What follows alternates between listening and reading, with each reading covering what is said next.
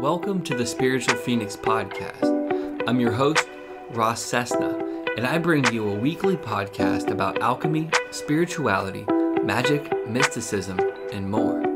Please leave us a 5-star review on iTunes, subscribe to our YouTube channel, and like our videos. All right, welcome everybody. We are joined with Bex from Badass Bitches Tarot. Bex, how's it going? Good. Thank you so much. I'm so excited that you guys are having me. And I'm a big fan of the podcast. So thank you. You're very welcome. It's an honor to have you on here. We kind of connected through Instagram, and it's cool how all these different social media things are an opportunity to reach new people and kind of get new conversations. I love that. And that's how I have found that a lot of, collaborations that I've done, people that I've worked with in my tarot practice and also through my podcast, I have found through social media platforms. And I think when it's used for the right causes, I think it's such an amazing source of positive connections. I totally agree. Absolutely. Yeah, it's funny because a lot of people get so caught up in the negative elements of social media, but it's really kind of like any other tool. It's really what you use it for. Yeah, definitely. So one of the initial questions I like to ask people out of the gate is, what's like something you're grateful for today? Oh my gosh, I love that question. I'm grateful today that I had some amazing tarot readings with clients that I felt were, I got good feedback that they received healing from those readings. And I have an exciting dinner planned with one of my best friends tonight. So I'm just, it's been a really positive, energetic exchange day for me. So I'm grateful for that. Oh, that's beautiful. So real quick, can you explain like who you are and what you do? Like, what does Bex do overall? All right. So I am a tarot reader. My website is badassbitchestarot.com. I have a podcast and a deck that I created of the same name. So I started reading tarot, or learning to read, I should say, when I was quite young, like 10, 11 years old. I was a weird metaphysical kid that, like, I'm from the middle of nowhere in Pennsylvania, but for whatever reason, I was drawn to tarot, astrology. It's funny, when I go home to my parents, I have books on my childhood shelf about tarot and like astro travel and meeting your spirit guides. And I was fortunate that I had a mom that was pretty open-minded. So I saved my allowance in like 5th grade, got my first tarot deck, and it kind of was always an interest throughout my life. But my background career-wise was in fashion. I was in, corporate America in fashion design for many years. And over the past several years, I would say that especially the past 2, I started getting more involved in a tarot practice, taking it outside of just me personally and friends and family and colleagues, and started taking on clients. And in that time, I had been reading with the same deck since I was 11, like literally, it's still intact miraculously. But I was looking for a deck that was more suited in the way that I was teaching, because I was beginning to teach small groups and just explain it to people that I was working with. And I would always reference kind of iconic pop culture women. And I was like, okay, the Hierophant, for example, to me is like Oprah, because it's this teacher of life lessons of like, everybody gets a life lesson and here's your aha moment, right?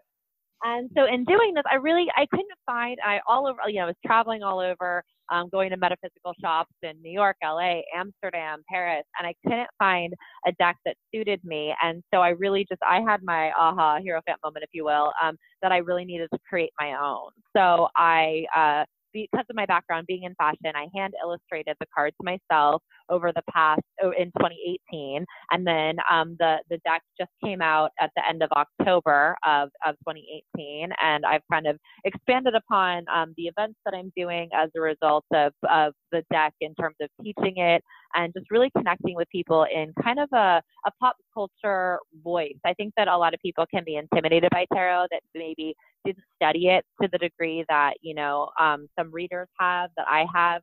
And I really just kind of try to break the barrier of making it not a scary metaphysical occult, thing, and that it's really a healing practice that's approachable to everybody, and teaching it in a way that's kind of in a very common day-to-day vernacular that, it just kind of makes it more attainable, more approachable.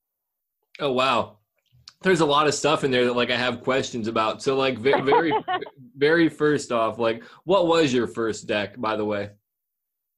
It is the Hanson Roberts deck, which is derived pretty directly from Smith Rider-Waite, but it's kind of, I don't know, for whatever reason, and I've read since then, and I just was gravitating toward it in like a Barnes and Noble in the middle of Pennsylvania. But it has kind of a lighter energy. It's got like almost the illustrations are kind of like fairy-like, even though they're derived pretty traditionally from Smith Rider-Waite. So it seems more kid-friendly, right? And that's what but then I always read with it because I would buy other decks and just didn't connect with it to the level that I did, with the first one.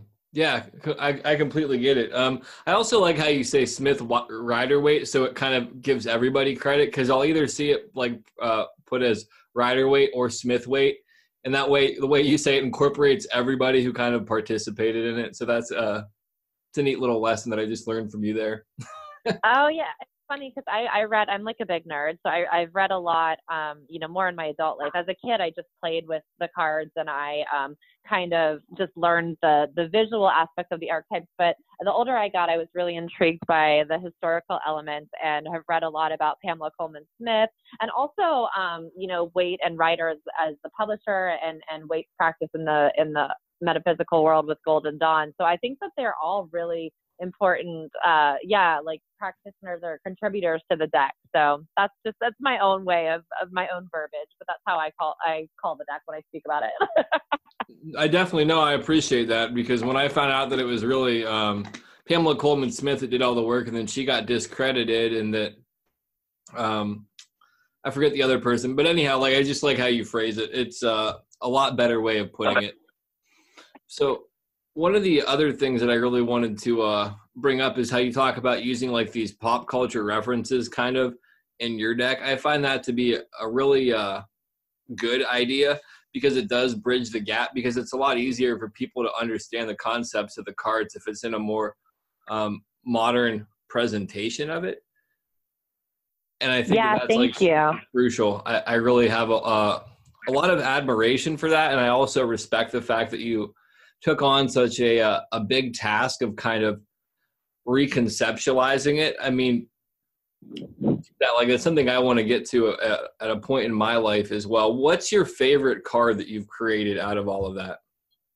Oh my goodness. It's so funny because I think when you do that, when you create a deck, especially like I illustrated it myself, you become so close to all of them. So it's like when people ask what your favorite child is to people with children, I'm like, oh my God, I love them all, which is such an annoying answer. But I would say that I really love the Wheel of Fortune. I think that it's funny because even going back to the 1800s, it was a really iconic card. It's the cover. I have a first edition copy of Tarot of the Bohemians. Again, like I'm a super nerd, and that's what's embossed in the cover is the Wheel of Fortune. And there's a lot of elements, from everything from Kabbalah to astrology to the archetypes of the Smith Rider-Waite deck that are incorporated into the Wheel of Fortune cards. So I was like, who is like literally the baddest ass bitch in the world that can be this card? And to me, that's Madonna. And I think that the Wheel of Fortune represents reinvention, evolution. And I think that that's, Madonna's the queen of reinvention. She's had so many phases throughout her career and her personal life. And I think people can struggle with Wheel of Fortune that don't necessarily love to embrace change, because change can be scary, especially if you're in a positive period in your life. And Wheel of Fortune is all about that everything's always in motion, everything's evolving. And so, if you're on a high, it's not necessarily going to last forever. But I am someone who definitely prefers change to stagnation. So Wheel of Fortune, I think it was one of the hardest cards to draw, but it was also, it's my favorite because of everything behind the origins of that card. Very cool. Yeah, I'm going to have to check out the artwork for some of those after this conversation. So thank you. I want to ask you about two of my favorite cards and see if you picked who you picked for them, if that's okay. Yeah. So one of my favorite cards is the Fool. Who'd you go with for the Fool? Okay, so I have to tell you, and this is because it's my deck and I could do whatever I wanted. So I am that annoying girl that has a dog that I'm obsessed with. And I have a teacup Pomeranian. Her Instagram is Lola the Dom Pom. So shout out to Lola. And I made it Lola because I think that the thing about the Fool is anyone who is a dog lover or has a pet that they're obsessed with, it's really that kind of genuine optimism and just genuine kind of unconditional optimism, and every day is a new start. When you come home and your dog is obsessed with you like it's the first time they've seen you, I think the Fool kind of has that of true clean slate, and very few humans. It's the only non-human in the deck actually is the Fool card, and I think very few humans have the capacity to enter with leaving all of the baggage from the day before, the relationship before, the job before behind. So that's why I think it's just this amazing, beautiful, like true source energy of optimism. Wow, that's super awesome. And one of the things that I never picked up on that is the dog on the Fool card really is kind of representative of that energy, and Yes. how you Yes. present it is amazing. And as a dog owner myself, I connect. Oh, awesome. I'm glad to hear that, because some people are like, okay, wait, you're just a crazy dog lady that had to put your dog in the deck. But as you said, the dog in the little white dog in the Fool card from the traditional deck is representing that. So I was like, that's such a huge element of who the Fool is. So I'm just gonna make that the main focus of the card. So I'm glad that you approved, since that's one of your favorite cards. Yeah, absolutely. And then I'm going to ask you questions about two more cards. I'm going to ask about my next favorite one, and then probably my third favorite one. And then we'll see where else the conversation takes us. So how about the Hermit card? The Hermit, okay, I made this Barbara Streisand, and Barbara Streisand is kind of known for being a social hermit, which is not necessarily the true meaning of this card, but she's also known for being very introspective, doing a lot of self-work in terms of what is right for her in her path, which is why she's not necessarily as public-facing as a lot of celebrities. And she's also very philanthropic. She really, really takes causes and performances, whether that's, on-screen albums she's recording, very, very carefully based on what is in her best and highest interest. And I think that's really the essence of the Hermit, is going within, filtering out outside noises, outside opinions, even if that's your past self, something that your past self would have done, thought you should do at this point, and filtering that out and saying, what is it that's in my best and highest interest, truly in the present. So I love the Hermit card, and I love Barbara Streisand. So that is the card that is the icon I chose for that card. Very cool. Yeah, I don't really have a lot of knowledge of her, but your understanding of like what that card represents to me seems like you really believe in your choice. And since I don't have any information on her, really, I'm gonna believe in your choice too. And so it's a good fit. This is the last card that I'll ask about, because I don't want to have this whole interview being me asking you about cards, because I'm curious about all of them now. And since we're talking about that, they can purchase your deck from badassbitchestarot.com, correct? Yes. Yeah, it's on there. It's for sale at a lot of other like metaphysical shops. It's at the Ace Hotel, some other locations. But yeah, definitely my site's the easiest place to just go right there. Okay, I'll make sure to put a link to that in the description below, and some of your other links as well, so people have easy access to all of it. So the last card that I want to ask about is the Death card. The Death card. Okay, so I'm not sure if you're familiar with her work, Louise Hay. She was known as kind of the mother of modern metaphysical, personal growth and self-help. She wrote a lot of iconic books. She was an author and the founder of Hay House, which is a whole publishing company based on personal growth, a lot of metaphysical work. And she, one of her most famous iconic books was You Can Heal Your Life. And when she passed away in 2018, all of the press and media reported that she transitioned as opposed to dying. So I love that. And I think that's the essence of the Death card, right? Is that it's a transition, it's a transformation, it's a end and a rebirth in a lot of ways. So that to me, I was like, oh, that's because I love the Death card as well. And a lot of people are scared of it. So to me, I was like, I want to make this somebody who really beautifully exemplifies the meaning of death as transformation and rebirth. Oh, that's awesome. Yeah. I'm familiar of the name. I haven't really read any of her work, but I do understand that she is very important in this community overall. And I love the Death card just because it is about transition, and it kind of ties into the same concept that you brought up in the Wheel of Change being scary in that sense. Yeah. But it's also so liberating, and it's like just changing shapes and form. And that's an interesting thing how you said that the media all reported her as transitioned. or transitioning, or however you phrased it. Yeah, exactly. That was like how her obituary was written, and that's how everyone reported on it. And I loved that because I'm sure it's how she would have wanted to be remembered. And that was definitely part of her life's work of, explaining that death is just a transition, and, we're all energetic sources of light that are just going into another energetic form. So I think that she really exemplified that. And I think that that is the death card. And looking at death, whether it's physical, emotional, or energetic in that way, is really empowering. And I love that about the tarot card. Yeah, I definitely find there to be a lot of wisdom to be gleaned from that card overall. And I also think that, like, looking at it in a very straight up kind of way, when you can make peace with death overall, you're liberated to get so much more of life, and a transition occurs in your life overall anyhow. Oh, definitely. I love that. Yeah.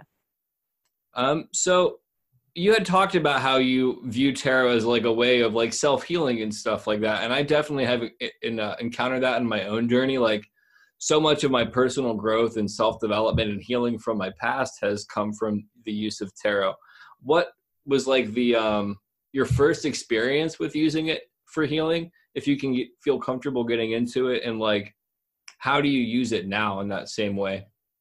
Oh, definitely. I think that's an awesome question. I would love to hear more about your experience using that through healing too. And I always tell people, I definitely, it is a tool for divination. There are many practices and purposes for tarot, but I did get into it through my own healing. And now I love working with others, to work with their healing as well. I was going through a really bad period of depression. I had gone through a divorce, a massive career shift. I had lost one of my best friends to suicide, and another to cancer within a period of I think 2 to 3 years. And for those of you who follow astrology, I was Saturn return and then Saturn and my sun sign back to back. So it was like no joke, just a really rough period. And in that really dark depression and just not seeing a light at the end of the tunnel, a friend had gifted me a deck of tarot cards. And this is when I hadn't, even though I learned quite young and I'd always played with it, I hadn't really done it on a day-to-day basis in a long time. And it kind of reminded me, oh yeah, this is this thing I'm good at. When everything else seemed to be stripped away from my life, I was like, this is this thing that I used to be good at. And I would just pull a card a day for myself of like, what does the universe need to tell me for my best and highest interest today? And that was, I would start my day with one card. And then that really brought it back into reading again and remembering I was good at this, and like, diving deeper into it in terms of like, studying it more, learning more about the history of it. And in kind of healing myself through that, I then was connecting to other people that, like you, that also had that connection with tarot, or they needed some sort of aspect of connecting to their subconscious of what was in their, what the universe wanted them to know. And then that's kind of how my client base grew, from just me to then close friends, but to then, some colleagues that were curious. And then I was like, oh, wow, like I should really be doing more of this, because it's also healing to me when I read other people. Like, it really does bring a sense of connectivity and joy and healing when I'm able to, give these messages through the cards to other people. Yeah, absolutely. I relate to a lot of that, because for me as well, when I started to use it as a way of healing in my own personal life at this time, I was just beginning recovery from substance abuse, beginning recovery from severe mental illness. And I approached it as a very skeptical attitude, where I was like, I don't think that there's a lot of validity to this as a form of divination. But then there was like a lot of these weird synchronicities with how it tied up with my psyche and how much those archetypes were like important in my life at that time. And then eventually I started doing readings for other people, and like, I had no self-confidence in my ability initially, but then the cards started like predicting things about them, and it kind of developed from there. And now it's to the point kind of where I don't even try to read for myself. I'm similar to what you said, in the sense that like, when I read for other people, there's healing in there for me. And oftentimes some of my clearest messages come up when I tell it to other people. Have you experienced that at all? Yes. Yeah. And I do feel like, and I don't know if you experience this too, I almost feel like it's channeled, like a lot of people, and I'm so grateful to get the feedback that I do, but I just read the cards, right? Like I always say that I'm like, I just read the cards. I don't know where it comes from. And there have been so many times where I will even tear up in readings because I can see the message is so impactful to someone, but it's something that resonates with an area or arena in my life. And it's a very mutual energetic exchange and healing for both the reader and the client when that occurs. And I think that that's one of the most beautiful aspects of being able to read for people. Yeah, absolutely. I definitely connect with what you said. It just totally slipped my mind right now. Holy shit. Oh no, when I was just saying that, I was like, you feel like it's being channeled versus like because that's how, yeah, I feel like a lot of times when people ask me, I'm just like, it's just reading the cards, but it's coming from something, it's like something that's a connective energy in the universe that is really healing for both the reader and for the client. Absolutely. Yeah. For me, like very early on, I worked very hard at trying to interpret everything on like a conscious level. And I went to Sedona, Arizona, and I was talking to somebody, and they pretty much told me, you really have to step away from everything and just kind of like you're saying, like channel it. And it's interesting because prior to this, either prior or a little bit after, I had gone to this meditation about connecting with your spirit guides. And I asked this spirit guide like what its name was, and it said the word Mushin. And like it said, that's what its name was. And it was interesting to me because I had never heard that word, no familiarity with it. And then later on, I Googled it, and it's actually an Asian word that means no mind. So it's like clear your mind essentially. And now when I read, I love that. like I just like say what comes up, and the more I try to control it or mix myself in there, the more diluted the message gets. And that's actually even where my like tarot moniker comes from. Oracle at Mushin is like the oracle of no mind. I think that's the best way to be. And it's really like one of the shamanic prayers that I do before I read is, to take the ego out and disengage from this realm. Because then it's really just about like exactly what you're saying of what you're seeing, what's coming to you. Because I think especially when you're well versed in, as you are, as I like have studied a lot after the fact about like the archetypes and the history and like the Kabbalistic influences that you can get in your head too much. But when you just like, what is the thing that's coming to you as you pull that card, I think is usually the most accurate and the most helpful to the person you're reading for. Absolutely. Sometimes people get caught up in either like being too by the book with it, or so much in esoteric symbolism that like the message gets lost, because sometimes the cards are like very literal for people. Sometimes the cards are like really sarcastic. Like I'll get like a yes answer, but it's like, yeah, like that's going to be a good idea. Seriously. I love that. Yeah, totally. I love that. It's a very interesting experience overall. Is there like any reading that you've ever done for anybody that stands out as kind of like a moment of like, holy crap, I can't believe how on point this is? I've had people contact me after the fact where things may not have made sense in the moment, right? And I had done a reading for a client who I said something is coming up in 9 months with her boyfriend at the time, and I was like, "Are you looking to take this to the next level? Are you looking to move in together?" They already lived together. It was like I was like, "Are you looking to get engaged?" I'm like, "I really feel like something impactful," and she was kind of dismissed it of like, "I don't know what that could be, but thank you." And then a few weeks later, contacted me, and she was pregnant. So there are things like that often it's the things that are the most impactful are often when I get contacted after the fact, because I read so many people that I kind of then like it kind of I forget the details, and then hearing about it after the fact of like that was so spot on, or it was in an unexpected way.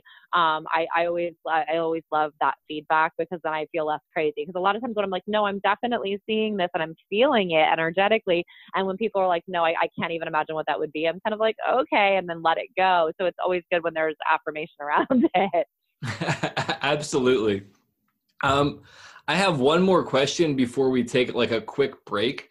So what do you do? Like, I'm trying to think of how to phrase this now. Rather than what do you do? Like, have you encountered people that kind of their own lack of self-awareness prevents them from receiving the message?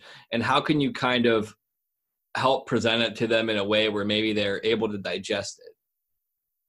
Absolutely. I think that that's such a challenge. I think that first of all, I really dislike reading for people that are being forced or coerced into it. Like if it's like someone's with a friend and they're like, oh no, get it to their friend. And like, you can see there's resistance. I think often if there is resistance, I always say like, oh no, like, like no need, like if you're not comfortable, I absolutely wouldn't want to give you a reading if it's not in your comfort level. But that being said, when people do come with a lot of walled up or they come very skeptically, I just really try to like ask as I'm pulling cards, like, this is what I'm seeing. Does that resonate? Are you experiencing this in any way? And there are some people that will be deadpan. There are people that like to test me, that like to give no expression. And I literally just continue through what I see, because I've been doing it long enough and for enough people now that like, I don't like, I mean, it's not an ego thing for me. I'm like, okay, if you're telling me it's dead wrong, okay, like, thank you. Next person. But I've had people that have done that. And then I really try to connect with, does this resonate? Is there anything that's like, energetically charged about this card? And I had one guy who was very adamant, like, no, absolutely not. And then at the end was crying and was like, I don't know how you could know that. It's like making me extremely uncomfortable. And I was like, I'm not trying to make you uncomfortable. This is just this is what I see.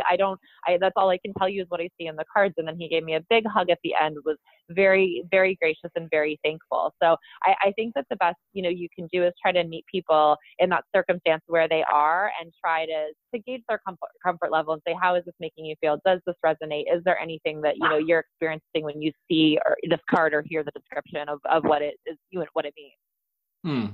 Yeah, that's a good approach to it. I really like how you kind of navigate through it, where it's being confident and respectful of your own ability, but also not minimizing their own experience or belief, and kind of letting the evidence speak for itself. Or if it doesn't resonate with them, not taking it so personally. Yeah. I think I used to, like, originally, and then after a while you just detach and you're like, okay, like, that's just, if it's not resonating, I totally respect your space. And I hope that this was helpful in some way, but I have to say, I haven't had too many of those. More at events. Like, I feel like when you read at events or you're booked for like, an open party, then it's like when people come to you for a one-on-one reading, I think they really are open. Even if they're a little bit nervous or shy, they are open to healing. Absolutely. Sometimes too, I think people are just going to be unreceptive to it, no matter how much they come to you. And some of the stuff is like obviously written all over their face and like how they carry Yeah. themselves, and they just don't want to hear it. And nothing you can do will ever make them hear it too. No, that's true. That's very true. So we're going to take a quick break real quick, and then we'll jump right back. I have some more questions, so hang Awesome. tight. Are you facing questions with no answers, or seeking an escape from persistent problems? Then enlist the Oracle at Mushin. The Oracle at Mushin provides high-quality tarot and life coaching services at affordable prices. Quickly and easily book online with the link in our description. Our listeners get a 10% discount off the Oracle at Mushin's already low prices. Use code OFF10. That's OFF10. Seek the solution today.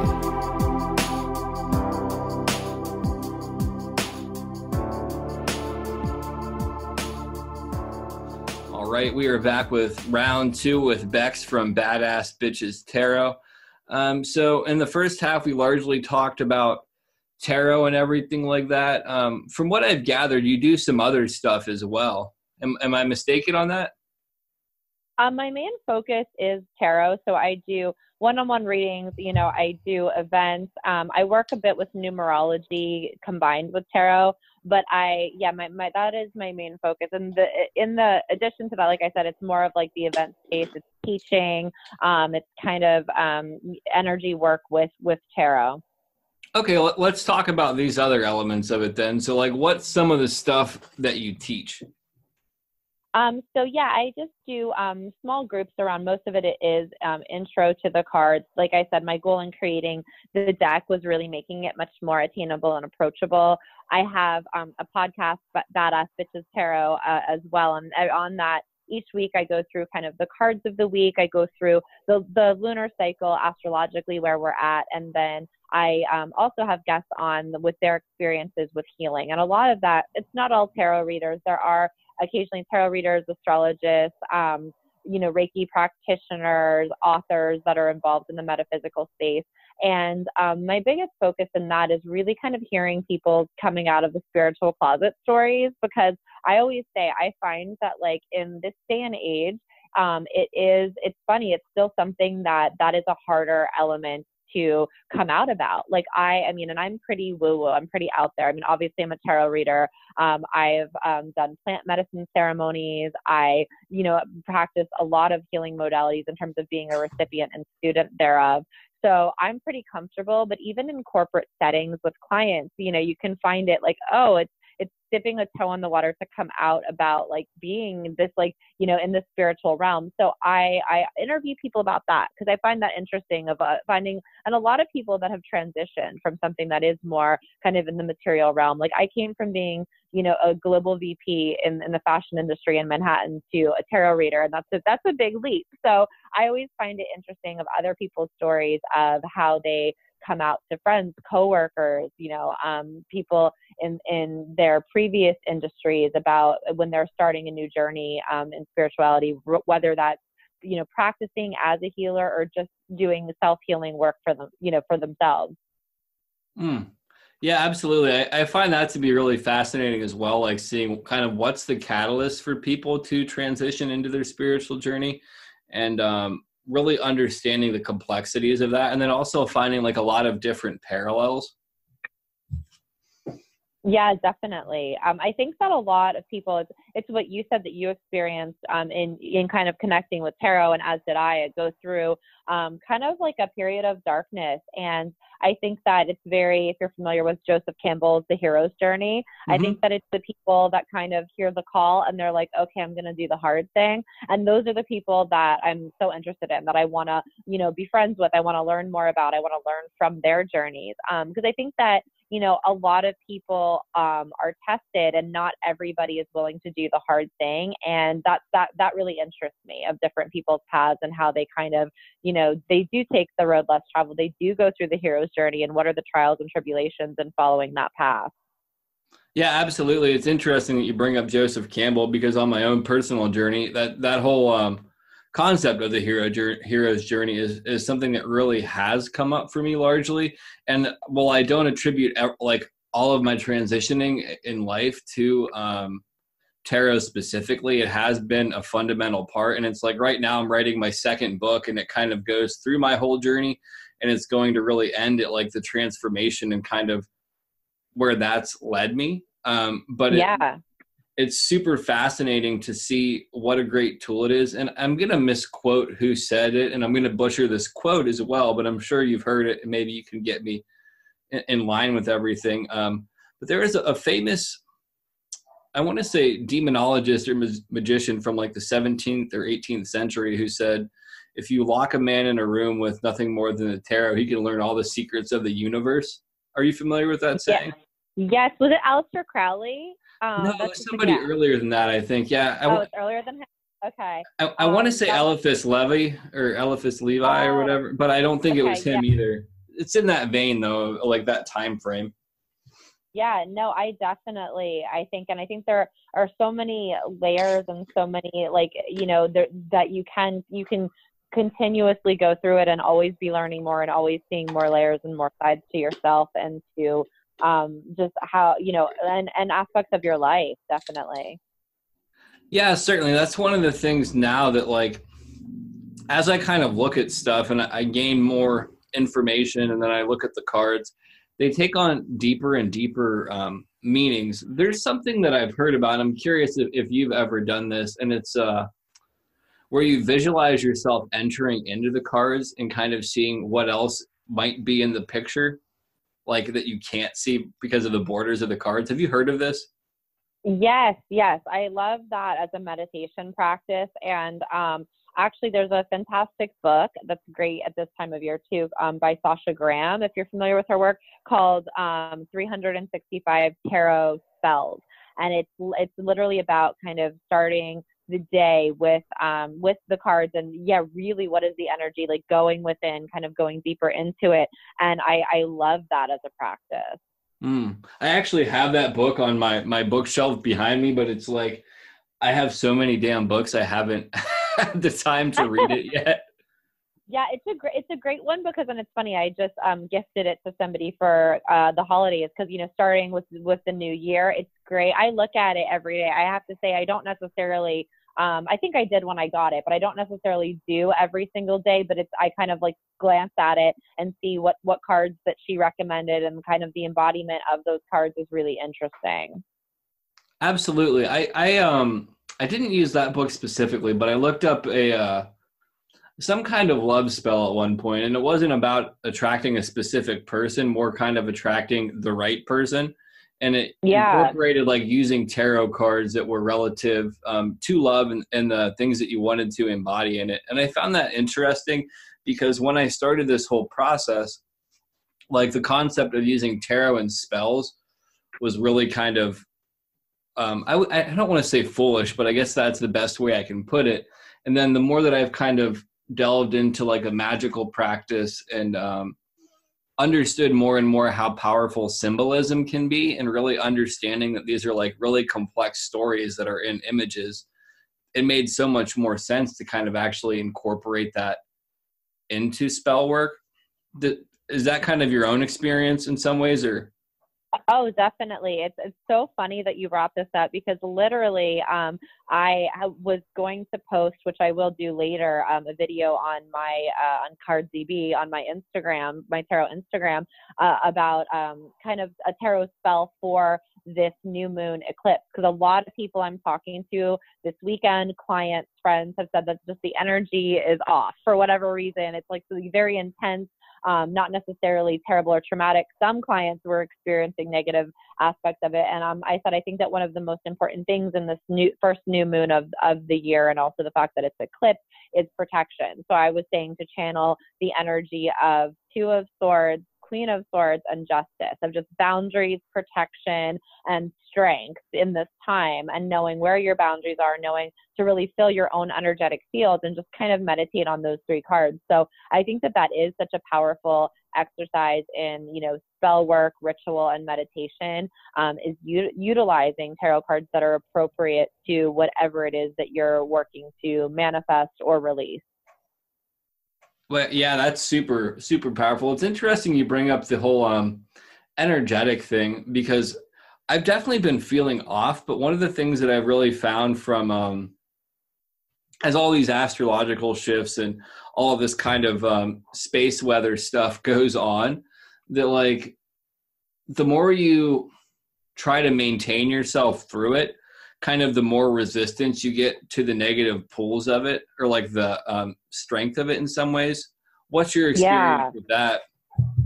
I think I totally agree. And I think that's something really interesting I learned through plant medicine, is the, you know, the balance of surrender. So I think that that's important to, like, yes, that like in ways don't fight it. I think that there's a balance of surrendering and not trying to force a certain path. But I think there's also kind of like a protection, when I was saying with like Two of Swords, Queen of Swords, and Justice, a protection of your own energy, of kind of like, okay, I'm going to fill this space with my energetic force, so as to not leave a vacuum for negative forces, and then kind of surrender beyond that, of like, I know that I'm filling the space with my true energy, and then whatever happens is, you know, allow it to be in my best and highest as a result of that. That's very, very eloquently put, and it's definitely something that I'm beginning to honor on my own journey. And I like how you talk about surrender, because for me, I'm in a 12-step program because I have a drug problem. Like I love drugs to the point where I do them way too much when I'm using them. So a huge part of that is surrender, and like a huge part of getting a better quality of life where I don't need to use substances is surrendering as well. And there is this phenomenal quote by Alan Watts. Are you familiar with him? Yes. And he was talking kind of about how so much of our energy is wasted with swimming against the flow of life, and we're getting like this huge mouthful of water in this like river of life, when we learn to kind of surrender and go with the flow of things, we can position ourselves to like get to wherever we want to go with the universe guiding us on. And when we begin to kind of surrender to what is rather than fighting for what isn't, we're freed up. But also how you talked about kind of honoring where you're at energetically. So much of my life, I would try to like discredit how I feel and say, I shouldn't feel this way. I can't feel this way. Shouldn't be angry. Shouldn't feel bad. Shouldn't feel let down. And the big transition for me in the past couple months has really been being like, it's okay for me to be pissed off right now. Like maybe I need to be pissed off. Maybe I need to feel stuck. Like, and really, like you said, honoring that space with my true energy so other things can't get in. I really like how you phrased it, because there's another quote by somebody, and I can't think of who said it, but nature abhors a vacuum. So it will always fill it with something. Yes. And I think that is, I love that. And I think that you saying like, you know, kind of just when you're like, I shouldn't feel this. And I am definitely in my past, I have struggled with substance abuse, especially alcohol. And that was something for me. I was always trying to numb the discomfort, right? Whether it was anxiety, depression, you know, anything that I didn't want to feel. And it's really interesting when you sit in the discomfort and surrender to it, how freeing that is. And it's funny because if you follow the numerology of tarot, we're 2019 totals 12. So we're in the year of the Hanged Man. And the Hanged Man is really about kind of breathing into that discomfort and, you know, being able to experience kind of a breakthrough and a change of perspective as a result. So I think that that's beautiful, that that's something that you're also working on, and I am as well. And the fact that as a collective consciousness, we're in the year of the Hanged Man. So it's a great time to work with that energy. Yeah, it's interesting because I definitely do follow the numerology of the tarot and like try to look at all of that. And I didn't even think of, I've been so kind of busy with everything, I didn't even think of it as year of the Hanged Man. And it really is where I'm at in life in a large way. Something else that you touched on that I want to ask, do you identify as empathic? I do. And it's so funny. It's something I didn't understand until I would say the past couple of years of my life. I was always extremely sensitive as a kid. Like, you know, I was told by my family, my parents even, like, oh, you're so sensitive, you take that so personally. And it's like I said, even when I go to my childhood home, my bookshelf is all of these weird, like talking to your spirit guides, how to astro travel. And I didn't understand what that meant until the past couple of years when somebody, a therapist told me, like, it sounds like you are an empath. And I looked into that. What does that mean? And I think that I'm grateful for it now. It has been, it has caused struggles in my past. And like I said, like you, struggled with substance abuse to numb it. And I think when you embrace it, learn what it is, and use it for good, i.e. like tarot reading or healing of any way for yourself and others, it's such a blessing. But it really is something that you kind of have to learn about and embrace.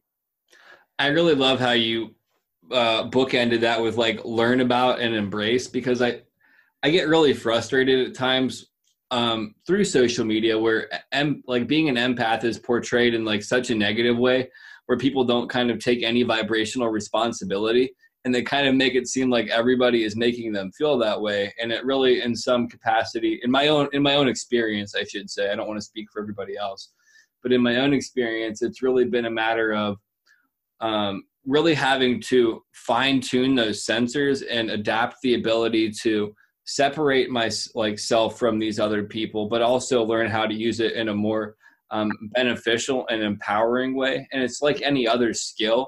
If you try to play the piano and if you never practice with it, it's going to be incredibly unpleasing for like anybody within earshot, unless you're like a virtuoso. Yeah.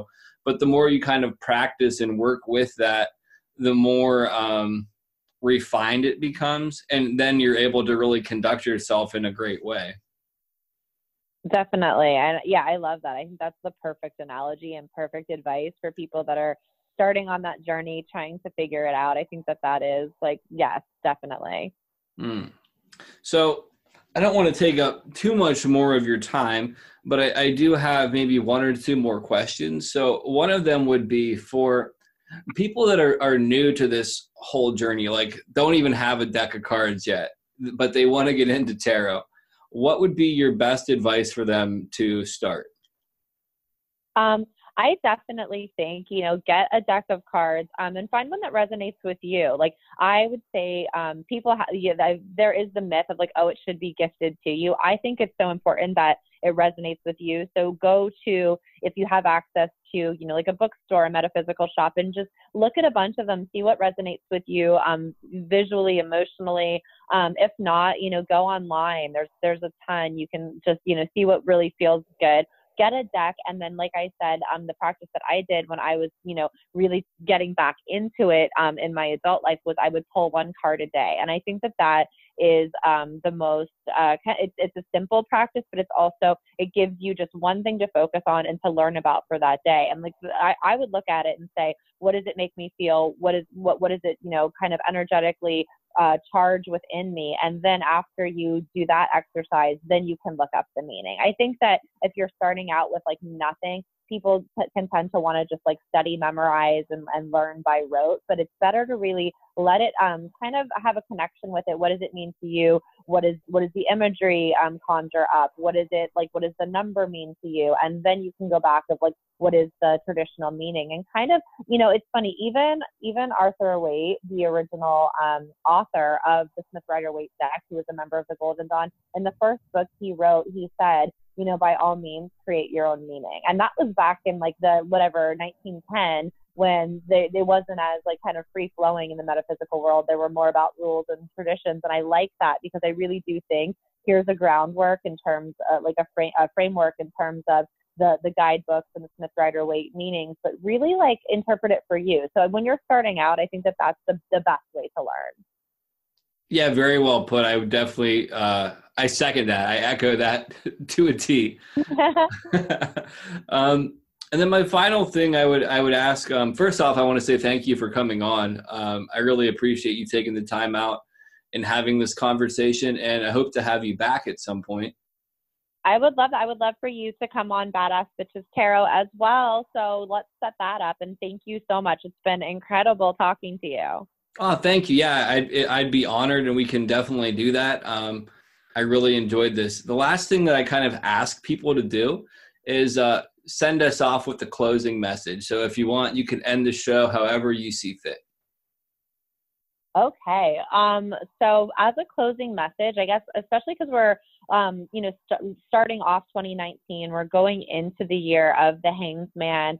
I just want to say, take the time to really just be gentle with yourselves. And in this year that, can definitely be for many of us, a change of perspective. As we were discussing the Hanged Man earlier, just breathe into that discomfort before you, may have the tendency to, in the past, numb it, run from it, shut it down. Just really take a minute to breathe into it and surrender for a moment. And often when you do that, it's less uncomfortable and less scary than it may have been before or that you have anticipated. So I would encourage that. And yeah, happy 2019 year of the Hanged Man. I'm excited for it. Thanks for listening. Please visit the links in the description below. You can support this podcast through PayPal, Patreon, Venmo, Anchor, or through our shop and services.